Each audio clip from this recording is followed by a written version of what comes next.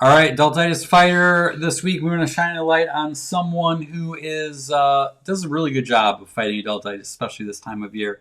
But first, with our Wayne's World theme, we have a little bit of a meme here. Oops. Let me go back there. There we go. How many lows could Rob Lowe rob if Rob Lowe could rob Lowe's?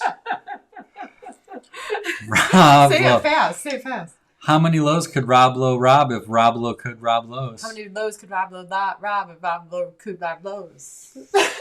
Party on, Garth. Party on, Wayne. All right. Well, I don't know if any of you guys have seen this guy. We first came across Josh Sundquist.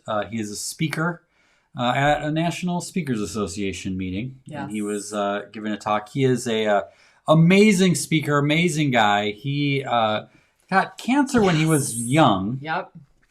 Very young. Ended up very rare form of cancer. I believe he had a 50% chance of survival. And came through, had lots of surgeries, but he did have his leg amputated. At a pretty young age. At a pretty young age. And he went on to be a Paralympic athlete. He's a speaker. He's an author. I see that he's producing a television show now, which is pretty cool. But one of my favorite things about Josh is he really gets into Halloween. And one year, remember, Josh only has one leg. And some might say, when it comes to Halloween costumes, that is a must be nice.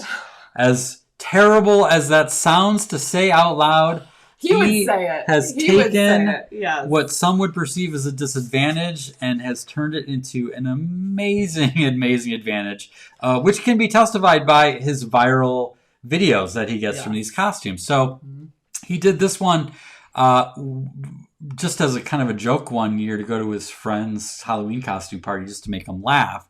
And they did. And then he kind of like took it to the next level. And then he went as the leg lamp from Christmas Story. So good. And then he continues to just where he gets these ideas. And not just the ideas, but the commitment to the execution of the ideas is tremendous. This is him and his wife. You guys. He is Thor's hammer. Come on. He went as the IHOP sign. How did that ever come about? I would love to know this story. Fun fact about this one. NBC was doing a story about IHOP for just because they were doing a story on IHOP.